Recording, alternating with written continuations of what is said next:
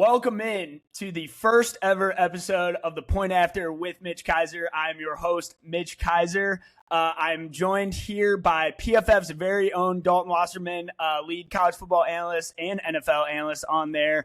Dalton, great friend of mine, old coworker of mine at PFF. Worked at PFF for 5 years and now going freelance to start this show. But who better to bring on as my first guest? Well, I guess I could do Max. That would have been better. But no, I'm just kidding. But Dalton, how you doing today, man? Oh, good, man. Hey, Max is the real college football lunatic between the two of us, and obviously we're always arguing about things. So it'll be a good time regardless. You get to argue with him, you get to argue with me. Sometimes it's both of us out. You know how this goes. Well, you and I argue all day long whenever we used to watch games together. So I'm looking forward to this episode, actually. Could be good at that. Max could be my next guest for sure. I told Max he'd be the next one. We'll preview the quarterfinals together, but had to get you on here to preview the four first-round games coming up this weekend. We are all super excited for the first round of college football playoffs. I know I cannot wait. Which game are you looking forward to most this weekend before we jump into them, and we'll go from there? Man, I'm really fascinated, honestly, by the early game Saturday, Miami at Texas A&M. I think you got a super even game. Obviously, the irony of both of those teams being the two teams that beat Notre Dame and now kept Notre Dame out of the playoff. And, of course, we get the irony of those two teams playing each other. But it's a lot of fun, right? Carson Beck back in an SEC stadium, both teams with great defenses. How is Texas A&M going to rebound off of their first loss of the season? They better bounce back quick because Miami's really good. I think that might be the most – we got some even games here. Obviously, Alabama, Oklahoma also with the rematch, but I think that Miami A&M game is really fascinating. I agree. No, I think that one's going to be maybe the most high scoring of it. Probably the closest one out of them all. It's the closest spread, I believe. Actually, no, Alabama, Oklahoma has only one, but that spread I know is only -3.5. I believe A&M is favored. So, yeah, it could be a high scoring game. Could be a lot of fun. Really looking forward to Carson Beck facing off against another SEC opponent as he returns to an SEC road environment. Could be a hostile crowd down in Kyle Field for him. No, absolutely. I mean, you talk about all of it, and that's the fun part to me, man. I gotta be honest. I wish there was more rounds that we did in home stadiums. I would almost do it like the NFL, where we're just in home stadiums all the way through, and then play the Natty at a neutral site, right? But I'm a big fan of adding in now home playoff sites for these games. Max and I went to Notre Dame last year for the Notre Dame Indiana game. It was just electric, man. I think you're going to get some really electric atmospheres in this first round for sure. No kidding. I remember I went out to watch the Tennessee-Ohio State playoff game last year on, I believe it was a Saturday night game, and just seeing the crowd at the Horseshoe, I wish I would have gone up just to experience the crowd because it was such a cool environment. And obviously, we knew what happened in the game, but I just want to experience a home playoff game. And maybe someday my Cincinnati Bearcats will be back again in the playoffs as we move forward into next season. But all right, Dalton, let's kick it off now. We're going to talk about the four first-round games this weekend. We're going to start with the Friday night game between the Alabama Crimson Tide and the Oklahoma Sooners, number 9 versus 8, taking on number 8. Bama is 10-3. They are favored by 1.5. The Sooners sit at 10-2. These two teams actually played only about a month ago, really, in November, a game that Oklahoma won, which I think a lot of people were shocked by at the time. But then Alabama kind of entered a slump after that. It was kind of weird. It was kind of the start of a slump for them. 23-21 in a game which they doubled Oklahoma's yardage total but lost the game. Pick 6 was thrown in there, so you know how that goes. I would love to see a stat of how many teams win games after a pick 6 because I feel like that just limits your chances so much to win the football game. What do you think? Yeah, no, for sure. I mean, anytime you get a defensive or a special teams touchdown, it just adds, especially those turnovers, they just add such a randomness to the game, right? Where you can double a team's yardage total, or, you feel like Alabama, they were doing some good things throughout the night, but 3 turnovers, I believe it was total in that game, including that pick 6. It turns everything upside down, right? And it's one of those things with Oklahoma where I kind of call them the Pittsburgh Steelers of college football because that's how the Steelers win in the NFL, right? Can they force turnovers? Can they give the offense easier, shorter fields for an offense that generally struggles to create those longer drives? So it was certainly a fascinating game, and this exact matchup is so fascinating because of the recent history between these two teams. No, agreed. This has really turned into a rivalry in the SEC. And this time, the first game was played at Alabama, and this one will be played in Oklahoma. So they get the home crowd behind them now, which will be huge for this game because they're going to need it. Beating Alabama twice in one season, I don't know how many teams have ever done that. I would have to go back and look that up because that seems like a amazing accomplishment if you can pull it off. Certainly. And you know what? But you almost get tempted to think that if anybody's going to do it, maybe it's just this Oklahoma team. Maybe they've just got Kalen DeBoer's number, right? Last year was with Jalen Milroe. This time with Ty Simpson, right? That defense, Brent Venables and what that defense brings, man, it's a real problem. It's a problem for that offense and a problem for an offense that lately hasn't really gotten to be two-dimensional, right? You heard even the playoff committee talking about, well, we don't love Alabama because they can't run the ball. Well, it is a legitimate problem. For as much as I don't always love the reasoning of just using that against them, even though they're winning games, it is a problem once you get to game planning with this, especially against this Oklahoma defense, because you have to be physical against this defense. For sure. I mean, this is one of the best defensive units in the country, no doubt, led by our Mason Thomas and Taylor Wayne. Each got, I believe, over like 6 or 7 sacks on the season. And our Mason Thomas has missed some time anyway. So he's as great as it gets from a pass rushing standpoint. Brent Venables has really dialed it up against this Alabama team. Both occasions they played. So, yeah, like you said, they might just have their number. Alabama not missing their star running back, Jam Miller, definitely hurt them in the Georgia game. They couldn't get anything going on the ground. Looked like the true freshman just couldn't get it going, and that really affected their game plan and made them one-dimensional. And Ty Simpson was just under pressure all day. And he's kind of waned the past few weeks after coming out hot to start the season. I had him QB1 at one point in the season, which I still think he's likely a first-round pick. But these are his last 4 PFF grades. Games are 56.2 in the Oklahoma game, 74.8, but that was against Eastern Illinois, 68.5 against Auburn, and then last week, 49.2 against Georgia in a game in which we all know I said Alabama was going to win.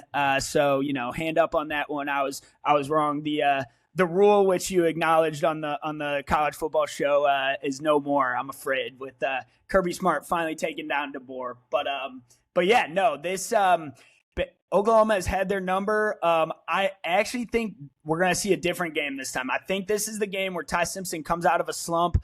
I don't foresee another pick six or any turnovers. Bama turned the ball over 3 times in that game. I just don't foresee that happening again. But they're going to have to not let that happen in order to pull off this win. I am going low-scoring game. I got 19-14, the Crimson Tide beating Oklahoma this time. I am not foreseeing Mateer getting much going in the passing offense. They kind of struggled last time against Bama and haven't been great over the past few weeks. Mateer only a 59 passing grade on the season, so I am expecting Kalen DeBoer to get the better of Venables this time. What do you think?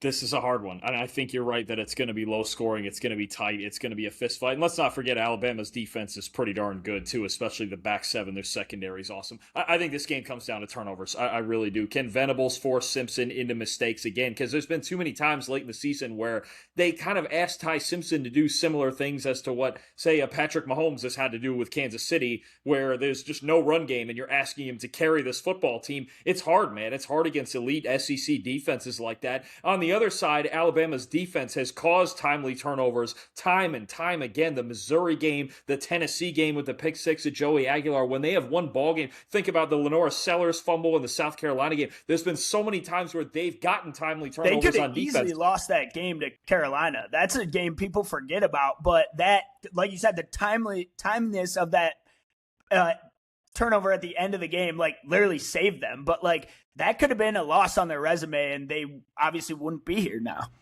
Absolutely, but if you're going to get in a fist fight battle of a defensive game, I'm actually going to take Oklahoma. I'm going to take them. I'm worried about the lack of adjustments from Simpson, from Ryan Grubb, from Kalen DeBoer on the offensive side against Brent Venables. We've seen this twice before already. They haven't been able to adjust. They haven't been able to find points. So I do think this game comes down to who wins the turnover battle. But based on what I've seen from Alabama's offense lately, I'm taking the Sooners. I like their defense in this game. All right, there we go. Dalton's got the Sooners. I've got the Crimson Tide moving on to the quarterfinals, which would take on winner takes on the Indiana Hoosiers, number 1 ranked Indiana Hoosiers. So, all right, moving on to the Saturday games now. That is the only Friday night game we have. Saturday at noon, which I think this is the best game of the weekend. Miami, Florida versus A&M or Texas A&M Aggies down in Kyle Field. A&M is favored by 3.5. They are 11-1. Over under is 51.5. Meanwhile, Miami sits at 10-2, which we all know how they got into the college football playoff. Which I'm going to be on the record saying I thought they made the right decision. Thought that was the correct decision to put Miami in the playoff. I know there's kind of some weird tiebreakers with the ACC. We don't need to get into those, but thought they put the right team in. I do believe Miami is one of the 12 best teams. And I think they've got a great matchup here against A&M. What are you looking for on both sides of the ball this weekend? It's going to be a physical battle. Miami, as we know, is so good on the offensive line with a potential first-round pick in Francis Malinois. They're so good on the defensive line with maybe a top 5 pick in Reuben Bain Jr. and that crew they have there. And then Texas A&M really the same way. Their offensive line's been outstanding all year, one of the best pass-blocking units in the country. And then Cassius Howell and their defensive line, man. You talk about Carson Beck's Achilles heel being pressure and not really being able to improvise. If they don't win that battle against Cassius Howell up front, it's going to be a problem. So I think what you got in this game, it's just one of the best trench matchups you could possibly ask for, and really an even battle on both sides of that. Yeah, no, you said it best. I mean, battle of the trenches here. Miami, obviously, we know of one of the best D-lines in the country with Reuben Bain and Akeem Mesidor. Both have about 50 pressures on the season, just insane. Bain is looking like a top 5 pick. I mean, I wouldn't hate drafting him in the top 3, truly. And then we all know who A&M has on the other side with Cassius Howell, his 12 sacks on the season, and then Torian Yark. I know that was one of your guys coming into the season, a big, strong, talented linebacker. Yeah, no, absolutely. I mean, that A&M front seven, really their entire defense has played so well, man. Mike Elko, obviously, by nature, is a defensive coach, and he's really stressed to those guys this year after not finishing last year. There's been a lot of talk about him telling his team, hey, we got to play all 60 minutes. We got to play every single week, and it matters every single play, man. We're going to be in some of these close games that are more defensive. We're going to be in some shootouts where, like the South Carolina game or the Notre Dame game earlier in the year where it's like, hey, comeback. it was just nuts. I mean, we got to earn it one way or the other. We got to finish ball games. But I think defensively, man, they've been so sound all year, and especially one of the best third down defenses, if not the best third down defense in the country. That's going to be a big factor too. But I'm telling you, man, both of these teams, super physical. A&M's defense has been outstanding all season, though. Yeah, no doubt about that. I'll say this on A&M, man, and Marcel Reed and that receiving core, they are resilient, man. They do not quit. They do not give up in a game. They've been down. They've had some heroic comebacks, and they've had some close calls as well. So I think Mario Craver and KC Concepcion are two of the best wide receivers in the country. Both have over 800 yards, both super dynamic and quick out there. Truly elite weapons for Marcel Reed to take advantage of on the outside. I think that's going to help them, but I do think Miami's defense is going to give them pressure and is going to put Reed under pressure a lot in this game, which he could struggle with. I do think they'll match up in the trenches. I think Miami's pass rush coming is going to affect them. But on the other side, Miami was a preseason playoff team that I had, and I know A&M was a playoff team that you had. I'll get into Miami. Why do you feel so strongly about A&M getting here, and then what's their case for making it out of the first round? Just really liked just the all-around balance on their team coming into the season, and that's really held. They're a solid rushing football team. I don't know if I'd call them elite, but they're very solid, even working through injuries to guys like Le'Veon Moss in the backfield. The two receivers have just been outstanding all season. The emergence of Craver especially. We knew Concepcion was good from the NC State days, but the emergence of Craver and the way he played for most of the season, just outstanding stuff there. And then defensively, they're just very sound, right? You look at Mike Elko and the way that he plays, his defense, and they're very good at all three levels. So I think I just always like the balance on this team, and the variable was going to be Marcel Reed's development as a passer. Now, he runs a bit hot and cold. We've seen that. You mentioned the South Carolina game. I mean, no more hot and cold than that game when he played maybe the worst first half of the season by anybody, and then he got raging hot in the second half and found a way to win. But he's really the X factor in all of it, but they've got just a really good balanced football team with a little bit of everything.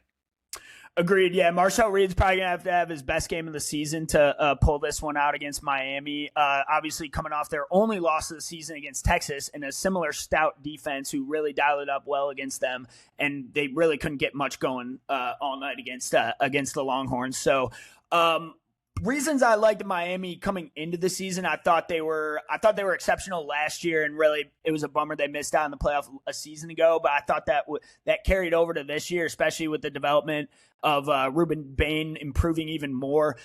Getting Carson Beck in the portal has been huge. I know he's had his ups and downs in his career, and even this season. But I think the past 4 weeks has been the most consistent for him, and he's really got it going. I believe he's up to a 79 PFF grade now, over 3,000 passing yards, 25 touchdowns. Really having a strong season as a college quarterback, leading a new program. Obviously, there was some question marks coming after Georgia how he was going to fit in on this offense, and I think he's done a tremendous job. And one guy who's really made his life a lot easier has been Malachi Toney. That kid is special. One of the best true freshmen in the country. He can even play quarterback. I mean, he might be their backup quarterback. I believe he's got two throwing touchdowns on the season and 1 rushing, and then I think like 7 or 8 receiving with 900 yards total. So guy's just a beast out there, absolute monster, Malachi Toney. And I really like that game plan that they're going to dial up for this. And I think going through the passing game against A&M, I got Miami winning this one 31-28. I think they have the stronger defense, and I think their offensive line is going to hold up well against A&M's pass rush, like Cassius Howell and whatnot. 31-28, another 3-point game, which is funny because that was what they beat Notre Dame by. So it's kind of funny that the triangle of teams playing each other. I think Miami trumps them all, I guess. Yeah, no, I think this game, I'm with you. It comes down to a handful of plays, and I really think, kind of like we talked about the first game, but maybe more so with these two quarterbacks, it's just going to come down to those two and how they handle, the pressure of the moment, because we've seen at times with Beck and with Reed where things can get shaky, right? And the confidence gets rattled, and then they try to force it, and then the turnovers come. So, in a game like this, like say if Marcel Reed has some early turnovers, I don't know if you're going to come back like that against this defense, right? This isn't South Carolina. Yeah. But the same thing the other way for Carson Beck. We've seen him go through spurts, right? You talk about the Louisville game earlier in the year with, 4 interceptions. We were watching that together. Remember that? We were watching that, and I picked Louisville, and I couldn't believe it. It was like every other play was like a turnover, and I was just like, oh my God, that's his 4th one of the game. But like you said, that's so unlike him. Like, that's not the normal Carson Beck game. So, like, I don't expect that, and obviously that would significantly hurt Miami's chances to win if he does start turning the ball over. I'm going to lean. I think it's actually – I think it'll be lower scoring than you have it, but I think it could be more around maybe that first team that gets to 21 kind of range, because these two defenses are both really good. But I'm going to lead Miami in a close game also. I think just the advantages they have, it's seemingly every week on the offensive and defensive lines. I think Ruben Bain gives you a really big game. And again, it comes down to just which quarterback cracks under pressure. I'm going to take Beck as the seasoned veteran to keep us cool and go in there and get a road win. And I don't believe we got any road teams to win last year. I'll take this as the first one to happen this year.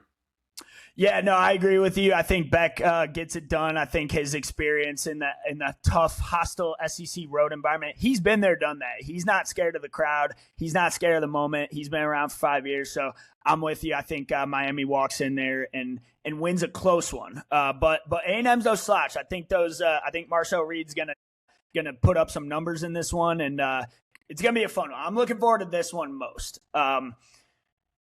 Cool. Let's move on to the next game. The 3:30 game on Saturday is Tulane Green Wave, number 11 seed versus number 6 Ole Miss Rebels, who are obviously 11-1 now with a new coach, as Lane Kiffin decided to jump ship. So they will have the new interim coach, and Trinidad Chambliss still is the quarterback, still all the same players. Still all the same team, so same game plan, I would presume.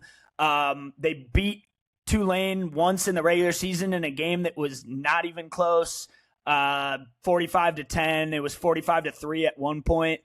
I don't have too many crazy takes on this one. I'll kind of let you get into it. I know Jake Retzloff is a very talented quarterback on the other side who has had some success in his career. What can you tell us about him? Honestly, what he's done this year, and obviously, like you mentioned, had success at BYU last year, obviously just missing out on the playoff with that team. And, this year it feels like he's gone down to the American, and John Summerall told him, he goes, hey, man, down here, in the Big 12, you were a good athlete. Down here in the American, in the group of 6 down here, you could be the best athlete on the field if you want to be. So I think there's been kind of this embrace in their offense of using Retzloff's athleticism to their advantage. He leads all quarterbacks in rushing touchdowns this year, 16 rushing touchdowns this year. That's a big factor. He leads the team in rushing yards. He's their highest rusher at 610 yards and 16 touchdowns, like you said. His legs have been a really big factor, really from the beginning of the season, whether you're talking about using it in play action or scrambling, right? And there's been a couple games he's won with his arm. The Memphis game sticks out to me most. He had his best passing day, really, of his career that day. But no, I mean, it's an offense that wants to control the football. They do want to run the ball. It's going to be a lot of Retzloff, really, in both areas of running and passing. They've got Javen Gordon. They've got Jamari McClure, a couple of running backs who are solid players. But at the end of the day, they've centered the offense around their best player, and their best player is Jake Retzloff. Beyond that, they want to slow down the game. They want to control time of possession. And it's exactly what you saw in the American title game against North Texas. Slow it down, be efficient, move the chains, don't take too many chances. Good to hear. Good to hear. So tell Dalton, why do you think this game could be different from last game? Because obviously Ole Miss, almost they put up 548 total yards, almost like tripling Tulane's yard total in this game. So what chance do they have to make it different than last time? Because I don't think it'll be that a 45-10 blowout. But if you're in the Tulane locker room and you're getting hyped up for this game, what can they do that's different than the last game in order to try and just get closer?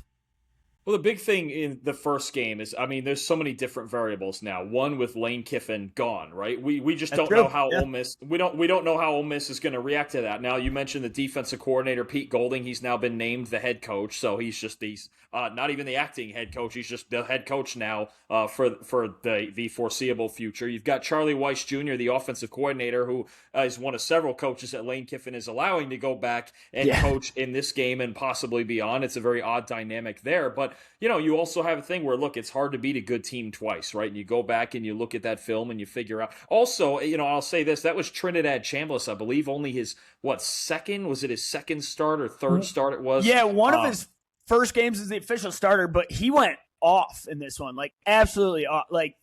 300 passing yards, over 100 rushing yards, multiple touchdowns, in the run game. And he was, they couldn't stop him. And meanwhile, Retzloff had 50 yards passing and 50 yards rushing. So, it was just could not have been polar opposite for each QB.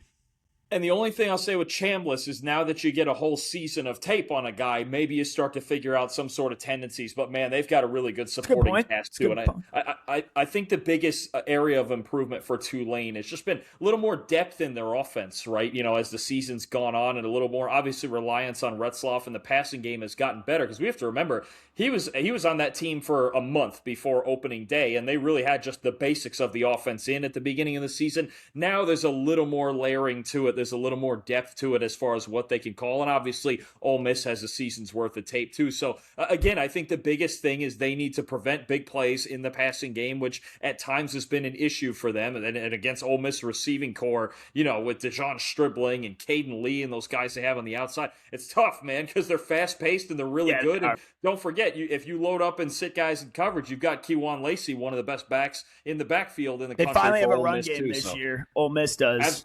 Absolutely. They finally replaced Quinshon Judkins is what they did. They didn't have that last year. So could have used him last year. I think for Tulane, the best weapon they have is if they're able to run the football and control time of possession and control the pace, the best defense for a team like Tulane against Ole Miss, you got to keep him off the field, right? You just have to keep Trinidad Chambliss off the field because he's so used to, in these big moments, taking these games over and creating big plays. Yeah, no, those are all great points. I think the point about not having film on Trinidad before and now, I think that could be critical for them. And honestly, probably one of their only ways to winning this game is really getting the pressure on him, making Trinidad uncomfortable back there in the pocket, forcing him to scramble, forcing him in uncomfortable situations where he might turn the ball over a time or two. So I agree with you. I think that's Tulane's only shot in this game. I do think they make it closer. I don't think it'll be as big of a blowout as last time. I'm going to go 17-37 Ole Miss Rebels winning this one. Still 20-point blowout. I don't, it's not crazy close, but it's not as bad as last time. So I do think they improve. But it's a tall task for a group of 5 team like Tulane to come in and into an SEC home environment and win that game. I mean, that's tough to ask of them anyway. I believe the game was at Ole Miss, the first one, wasn't it? I would have to go back and check. I think it was just a home game. Yeah. So they're there again. Like you said, maybe tough to beat a good team twice. So I could see Tulane, jumping out, maybe scoring first in this one, and then the game plan changes from there. But it's going to be hard for them to pull this off. I think the Rebels take care of business. Yeah, I'm with you. I would take Ole Miss in a pretty solid victory here too, probably multiple scores. I think I think Tulane and John Summerall, he's on the way out after their playoff run is done. He's going to go to Florida and he's going to go run the Florida Gators. But he's going to go in there feeling like, listen, we got nothing to lose. Nobody's going to pick us, right? We've won the American. We've made the playoff. Everybody says we shouldn't be here, whatever. So they're going to come out fired up. But I think that Ole Miss team, they're going to come out with a shot of adrenaline after this whole Lane Kiffin saga and the way it's just dominated the news cycle the last 3 weeks. I think that stadium's going to be rocking, and I think the players are going to be amped up to play for Pete Golding in this game. Yeah, I agree with you there. Alrighty, enough on that one. Good to move on to the final game of the weekend, final college football playoff game of the weekend. The number 12 seeded James Madison Dukes taking on the number 5 seeded Oregon Ducks, who are both JMU is 12-1, Oregon is 11-1. Over under is 50.5. The spread on this one, the Dukes are probably feeling a little disrespected. It is minus 21.5 for Oregon. I'll say right now, I think that's too high of a spread. I don't think it's like, I'm not saying it should be like 6.5, but I think 21 is pretty large for a good JMU team who is formidable. I mean, we talked about this earlier in the season. I told you week 2, a Friday night game. I had an awesome Friday night watching Louisville JMU at home, and it was a great game. I mean, JMU looked formidable in the trenches. I thought they were better in the trenches than Louisville, to be honest. I thought it was a 14-point loss for James Madison, their only loss, but it's a game they should have won, if that makes any sense. They had the same yard total. They were moving the ball. There was a costly turnover, fumble in the end zone that Louisville recovered for a touchdown. They were having a quarterback conundrum. It was weird. They were playing Alonze Barnett and then Matthew Sluka as well. They couldn't pick a quarterback. They were like alternating drives. I remember the game because the announcers kept getting annoyed every time they flip-flopped QBs. And I was getting annoyed too because I was like, you're not going to win this game that way. But it's funny. I think if they would have just played Barnett, they might have won that Louisville game at the start. So could be sitting at 13-0. What I'm getting at is that this team is ready to go. They're legit. I think they're formidable in the trenches, offensive line, defensive line. They can handle the big dudes. Louisville's different than Oregon, though. So let's make that clear. Louisville's a great team at a really good season. Oregon's a different beast in the trenches, though. Tell us about their offensive, defensive line. I mean, it's just sick. It's a sick amount of talent when you talk about potential high draft picks, potential first-round picks. The offensive line, both in the run and pass games, have been terrific. They've been arguably the best pass-blocking team in the country. It starts with Isaiah World there at left tackle. Alex Harkey's really good at right tackle. Got Yapani Lalulu at center, one of the best centers in the country. I believe Oregon is a finalist for the Joe Moore Award for the best offensive line in college football. And then defensive line, man, they've just been outstanding. That's after losing Connerly, too. I mean, they lost so many dudes in the NFL, and they just reloaded in the offensive line. Oh, yeah, Connerly and Cornelius, Johnny Cornelius on the other side, too. And they replaced them both in the portal, and this offensive line's been even better than that unit they had last year. And then defensively, Mateo Uiagalelei, Tatum Tuioti off the edge. Those guys are outstanding. The turnaround from Bear Alexander and what Dan Lanning's done with him, he's been an outstanding coming back, player. too, just announced. Absolutely. I mean, that's a big piece for Lanning to get back for next year. Omari Washington is an outstanding run defender, especially. So when you're talking about Oregon and you talk about, those teams in the Pac that used to be Pac-12 teams, right? The 4 teams that came into the Big Ten. And the big question was, which of you are going to be able in the trenches to play in the Big Ten? Oregon understood the assignment. Dan Lanning understood the assignment. And they are absolutely one of the best trench teams in the country. Yeah, I don't think you ever got to worry about Dan Lanning's teams not being able to match up in the trenches. I think that's going to be his character trait for as long as he's coaching college football. He brings the juice, and he's got his defense humming. Like you said, Mateo Uyunglele and Bear Alexander are just a dominant defensive front with Bryce Betcher and the linebacking crew as well. Truly an elite team, an elite unit, 92.6 team defensive grade according to PFF, which is, I believe, top 5 in the country. So, truly elite unit, and they got a top tier quarterback as well. We haven't even talked about the offensive side. I'll say right now, I think Dante Moore, if he were to come out in this draft, he would be my QB1. I would draft him as the first quarterback. I think he's super poised, calm, strong, tall in the pocket. Reminds me a lot of CJ Stroud, which I know Max made that comp, so I'm not going to take his comp. But CJ Stroud is a good comp for QB like Dante Moore, who's accurate, poised, makes good decisions, makes the right reads, really can do it all. I was unfamiliar with how good he was coming into this season, and the more and more I've watched, I've just fallen in love with him as a prospect. Yeah, I mean, he's always had this potential, right? I think he was a former 5-star guy, and watching him his true freshman year at UCLA under Chip Kelly, there were moments where you're like, man, this guy's got it. The delivery's easy, the arm talent's really good, but playing on a bad offense there, especially a bad offensive line there with UCLA, and made such a mature decision, I think, to transfer to Oregon and sit behind a veteran in Dylan Gabriel last year and really learn this offense and really learn the fundamentals of what it takes to be a big-time college quarterback. He's always had that talent, solid athlete, but the arm talent and the ability to throw downfield and the fearlessness to throw downfield even into tight windows, right? You remember the throw he made against Iowa? That was throw of the game. They might have lost if he didn't complete that. And then just back shoulder, 4th down, or elite. Great throw. Absolutely. There was a couple of throws he made against USC as well that I was like, man, oh man, this kid is just on. 91.2 passing grade with, I believe, a 72 completion percentage. Just insane numbers. As efficient as any quarterback in college football. And I mean, the only team he struggled against was Indiana, and that's the number 1 team in the country. So, I mean, you have that guy as your quarterback behind this offensive line, you've got a chance to beat anybody in the nation. Yeah, no, I agree. I think he's really impressed me. I did not think Moore was going to have as great of a season as he's had, and totally has been one of the best quarterbacks in the country. He's got a decision to make, which obviously we won't speculate. A lot of ball to be played for him this season, definitely in terms of draft prospects, he's starting to get my notice for sure. On the other side of the ball, JMU has a very good run game. I mean, tell us about the run game led by Wayne Knight, who is Wayne Knight. I believe that's the actor who played Newman in Seinfeld. So I thought that was funny. Wayne Knight's terrific.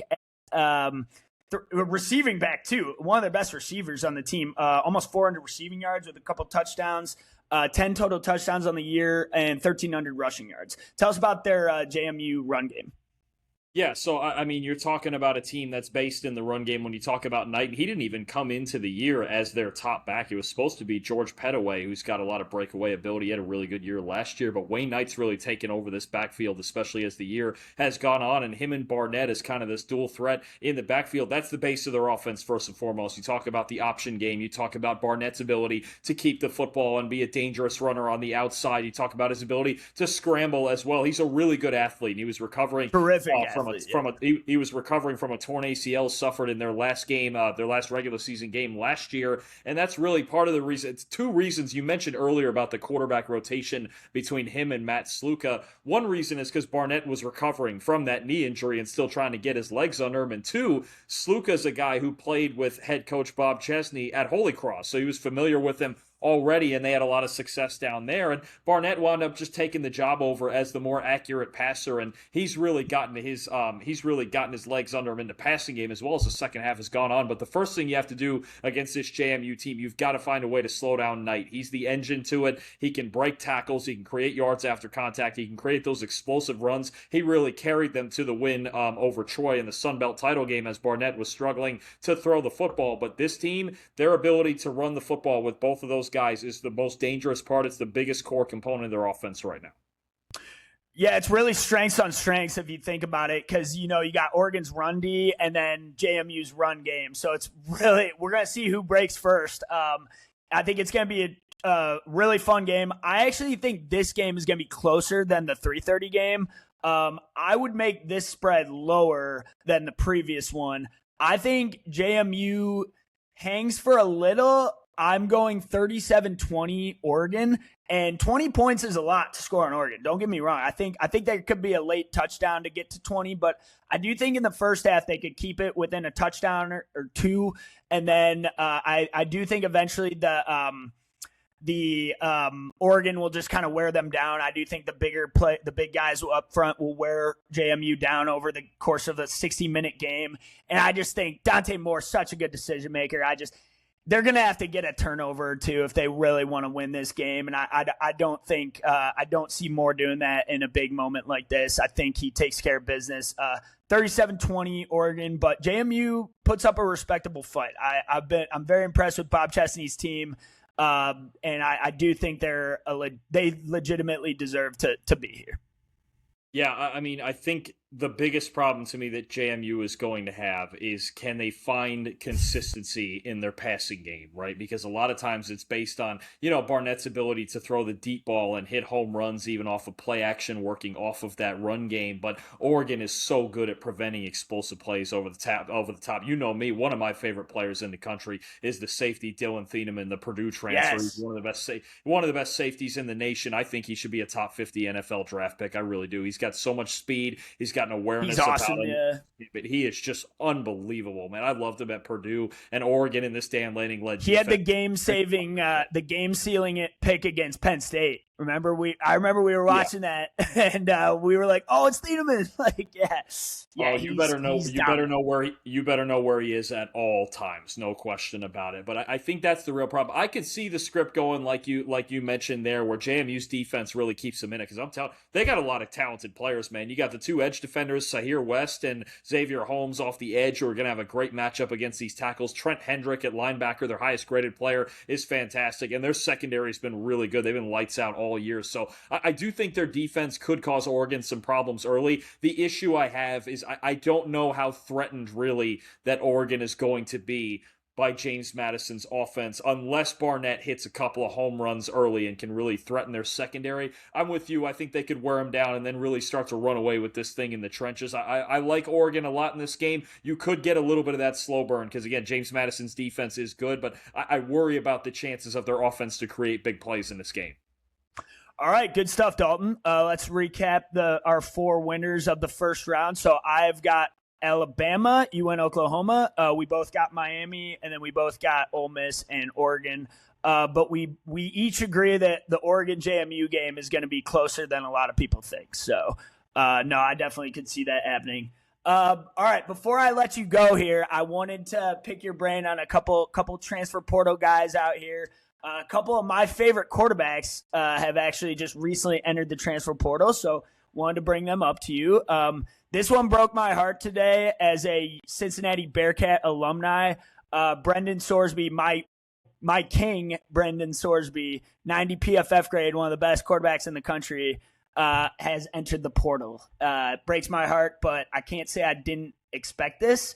I saw this coming. I think he deserves better. We don't deserve him. I mean, it It is tough. He did have a very good year, and I think the one thing Cincinnati struggled to do was find an above-average receiving core to put around him, right? And I do wonder. 2 years of that has been the issue, it seems. Yeah, and look, they tried to overhaul it this year. They brought in a ton of trade. They basically overhauled the entire room this year, and it still just didn't really work, man. Against the better coverage teams in the Big 12, the passing game. I was at the game where they played BYU, and BYU just shut them down on the outside. I was at that one too. Problem. Yeah, it was freezing. That was like the coldest night ever. I was shivering. Oh, man, you were in the press box. You're telling me. No, you're telling me. I was at Ravens Bengals the other day, man. We were freezing. Yeah. We were freezing out there. I'm like, man, no, but you know, you guys are lunatics. For that. That's late season football, Mitch. You got to be able to survive that. I mean, you're from up here in Cincinnati. You should be used to it by now. I'm from upstate New York. It ain't nothing. Sitting out there for 4 hours in the cold. That is something. Yeah, we'll have to talk about that sometime because I want to hear how that experience was yesterday in 2-degree wind chill weather at Paul Brown. It wasn't too bad. I've done one or two that were worse than that. It wasn't too bad. You guys sitting there for a while, feet were starting to freeze over a little bit, but it wasn't terrible. Not as cold as not as cold as the Bengals offense, that's for sure. But that is true. So everyone keeps asking about Sorsby. Everyone keeps texting me like, "Oh, Indiana, he's going to Indiana," which I always pump the brakes on that because I'm like, hold off, people. I don't think you realize he transferred from Indiana. He started at Indiana and transferred out of there. I don't think he'll go right back because I don't know if him and Cignetti ever had a relationship. I don't want to speculate, but I don't see that. I think Cignetti will look elsewhere than bringing Brendan Sorsby back. I've heard Texas Tech is the top option. I saw a tweet that who knows if this is accurate that says his girlfriend just transferred to Texas Tech to play volleyball. So you always see the girlfriend transfer and then the boyfriend follows later, like Keaton Slovis that one year going to Pittsburgh. So we could see that happening. Texas Tech, I mean, after Baron Morton, they could use a QB like Sorsby. Yeah, it's really interesting too because I believe isn't it Will Hammond suffered a torn ACL or some sort of season-ending injury as well. Yeah, torn ACL in that Oklahoma State game in October. So I don't know if that would put him ready for training camp and or for spring ball or They would really be putting some things at real risk if they're trying to repeat as Big 12 champions and throwing Hammond out there. And I like Will Hammond. I think he's a big recruit, 5-star. Yeah, he had a 90 grade. There were times this year where he played well, and at the Utah game, remember the second half of the Utah game where he just tore that team up. And he's a better athlete than Baron Morton. Maybe almost pulled off. He almost pulled off the Arizona State game if it weren't for Leavitt bringing him back at the end. That was an elite game. Yeah, well, let's get to him next. That is my guy. So if you know me, Sam Leavitt is one of my favorite quarterbacks in the country. I think he's one of the most talented, and I think he's going to be lethal in the NFL someday. So I'm very excited to follow his career and see where he goes in the transfer portal. Part of me thinks he should come out and sit in the NFL. I really do believe he might be better off learning in the NFL than going in the transfer portal. But that's where I say you should take advantage of a quarterback class like this because we always say next year's class is better, and then it turns into this. So you never know. What are your thoughts on where Leavitt's going? I know, LSU, Miami, Florida, schools like that have been tossed around. Oh, every school. I mean, here's the thing. He's going to get mentioned with every school with a quarterback opening because he's as talented as any quarterback in the country. You mentioned it. Now, I agree with this decision. I think you could argue maybe he could have stayed at Arizona State, but I agree with this decision. Absurdly high on Leavitt compared to everyone else. Don't push him too soon. He needs a little more work, and it's very hard to develop a guy in the NFL while you're trying to win ball games, right? So Fair. I don't know if that would be in his best interest. He's still kind of a wild Sean horse McVay, when it comes to his play style. Oh, sure. If he got to sit behind Stafford for a year or two, something like that, sure. I think he'd be better off. Like a place like Miami really intrigues me with him and the work that Shannon Dawson, especially last year, did with Cam Ward. Because Cam Ward came in right from Washington State as a guy with a lot of talent, wild horse, puts the ball in danger, plays out of structure a lot. He got Cam Ward to play enough within structure that he became an elite guy. Right? Turned him in the number one pick. Sam Leavitt's never going to be the most accurate passer. He's not going to be like Joe Burrow, Julian Sand levels of accurate.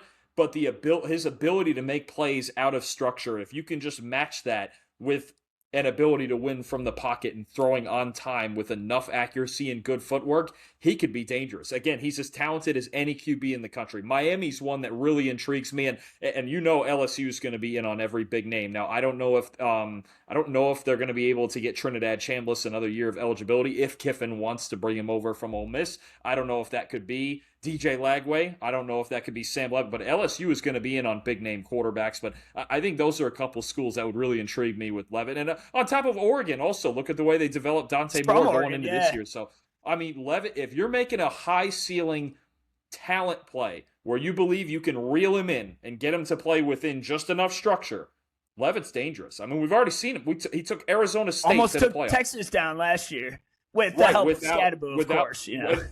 But without Jordan Tyson, you remember in that game. I mean, this is a dynamic athlete with a huge arm who can throw it from any arm angle. I know right now I'm just selling him for you. I'm doing your job for you right now. Most importantly, he wins. He wins above all else. He is 6-1 against ranked opponents in his career, and he's the only player to defeat Texas Tech this year in a game where he put up 310 yards. I know it wasn't the prettiest. He missed a couple throws, but he had some heroic plays in that game that really lit the defense up, and they had no stopping for him at the end. They had no stopping. And you're right about that. When you talk about even if it's high variance and sometimes messy, that Texas Tech team, they might have the best defense in the country. And when you look at how they absolutely just shut down Bear Bachmeier twice, they shut down Utah, they've just shut down everybody. The only that one they haven't shut down. Correct. And Sam Levitt's ability, his ability to just overcome that, almost like in the same way that a Josh Allen or a Mahomes does and just goes, screw it. Or Cam Ward, the same way that Cam Ward would, and just be like, screw it. I believe in my ability to get this done. I don't care who you are. I think that is something, especially, again, I really think about Shannon Dawson, the offensive coordinator at Miami, and the way he was able to reel in Cam Ward enough. That might be a place that really intrigues me if I'm Sam Levitt. Yeah, if he can hone in his skills for the outer structure to be within structure and really thrive, I mean, the sky's the limit for him, and his ceiling's through the roof. There's no doubt in my mind. It'd be funny if he did the Jaden Daniels route and went to LSU and won a Heisman and then became a top 30 pick. Like, that'd be funny. Jaden Daniels originally started at Arizona State. People probably forget that. So I can definitely see that. I don't. You know I don't forget anything about Jaden Daniels. We don't forget that. Yeah, that was your QB1. That was your guy. Darn right it was. All right, lastly, let's hit on Lagway and Raiola. Lagway is mentioned in the same schools that Leavitt is, so obviously they're not going to take both. So unless Lane Kiffin just brings them all in and we just duke it out for QB1 and see who wins. Lagway intrigues me. If Tennessee, because I think they're still trying to get another year for Joey Aguilar, get some sort of waiver deal going with that. That's always a mess. Lagway, to me, now it might not help his NFL prospects and with Josh Heupel's system and all that, but he would be a really good fit at Tennessee in Josh Heupel's offense. When you talk about his ability to just chuck the deep ball and really stretch defenses vertically, that to me would be a good fit. I think LSU would make sense also. Kiffin likes to get vertical, or if he's looking again for development, in his footwork, because that's the biggest problem with Lagway. Maybe it's a Miami, maybe it's an Oregon, maybe it's somewhere you can go and play fundamentally sound football, right? So, and then even, I think it was Max Chadwick actually brought up the idea, this would take some real humbling here, but would he entertain the idea of following Billy Napier? James Madison. To James Madison as the new head coach there, because if you have DJ Lagway in the Sun Belt, boy, you probably feel pretty good about your chances to win the season. Florida's not, so you feel pretty good about your chances to make to win the Sun Belt again and put yourself in this position again. So I do think there's going to be some big name schools. I even think about a team like an Arkansas with Talon Green getting out of there. It depends on which big schools are going to really just go, this guy's so talented, we just have to fix it. It's really the same thing as Leavitt. It really is. And that's the part where you go, there's so many coaches out there, we can coach it out of him. Or, again, I think a team like Tennessee for Lagway that could really work to his strengths in that system, I think that makes a lot of sense. Yeah, I agree with all those you listed. I think Oregon is a wild card for some lucky QB right now, depending on if Moore stays or goes. I think if he goes to the draft, a lot of quarterbacks' eyes will light up at that opportunity to be coached by Dan Lanning. If there's anyone I want fixing, my quarterback, it would be a guy like Dan Lanning. So I think I could definitely see that depending on what Moore decides to do. Probably going to depend on how he does in the playoffs, which I think is fair for the kid. Last one that I was a little surprised by today when I saw Dylan Raiola enter the portal. I know he ended the season of an injury, and Nebraska kind of, fell apart at the end. They still had their second winning season in how many years, I forget. But I'm still confident in what Matt Rule is building there, but this one seemed odd to me because I thought he was Nebraska's guy. He was, and there had been rumblings of this lately, especially since they let go of his uncle was the offensive line coach, and they let him go, and obviously the Raiola family has a big history at Nebraska, so this is surprising to see. He did struggle, especially down the stretch before he got hurt this year. I'd be curious on where the fit is, because he is very talented. He is. The arm I still talent, can see him in the NFL someday, definitely. Yeah. A couple years away, but the talent's there. The ease with which he throws the football, man. I mean, you can tell, obviously, he's very well taught. He improvises more than he should. Beat Cincinnati first game of the season. I remember. He did. He's much better as a pocket passer. And I think there's got to be a coach out there who gets him to understand that, hey, you're going to win from the pocket. You're not Patrick Mahomes. You're not going to win improvising. He's just not the same level of athlete. I'm just being real about it. The arm talent is there, but it's got to be arm talent from the pocket and reading defenses from the pocket. I also did not love the fit of him and Dana Holgerson's offense. I thought it was too conservative, a lot of short, quick game passing, as Holgerson has been known for his whole career. But I think Raiola needs to go somewhere that'll unleash him and let him throw it down the field, right? Let this guy use his arm talent, because he throws some of the best balls downfield in the country. But his arm talent's elite. I mean, the strength is there. In that offense at Nebraska under Holgerson, they just didn't let him. They just didn't let him sling it down. And they didn't have a great crew of receivers. We thought it would be better this year with Dane Key and those guys, and it just never really happened. So I want to see him go to an offense that's just going to go, you know what, kid? Stay in the pocket. We're going to design some. Look, I think this could be another Miami one. I really do. I think if Miami got Dylan Raiola and Shannon Dawson went, listen, play in structure. We'll create shots for you. You got Malachi Toney. We got you. Cristobal's going to get to pick. He's going to draw names from a hat.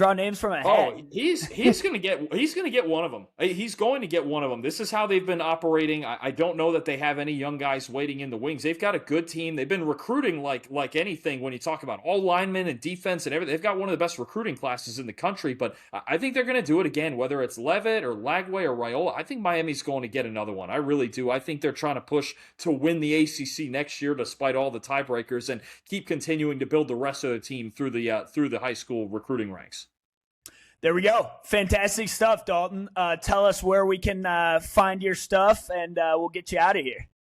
As always, PFF NFL show. We've got a review of all 15 games that have already happened. We don't have Monday Night Football on that one, and then our preview content on the PFF College Football show is coming too on these first round games, and obviously the rest of the playoff as well. Like and subscribe both of those on YouTube.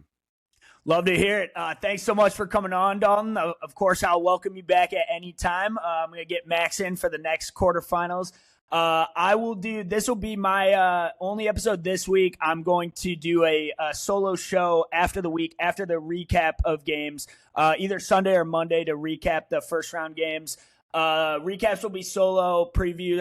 I'll get Max in on and have a guest in from now on. So appreciate you coming on, Dalton. You're welcome any point back, and really excited to watch these games this weekend. Anytime, Mitch. Take it easy. Thanks, man. Take care.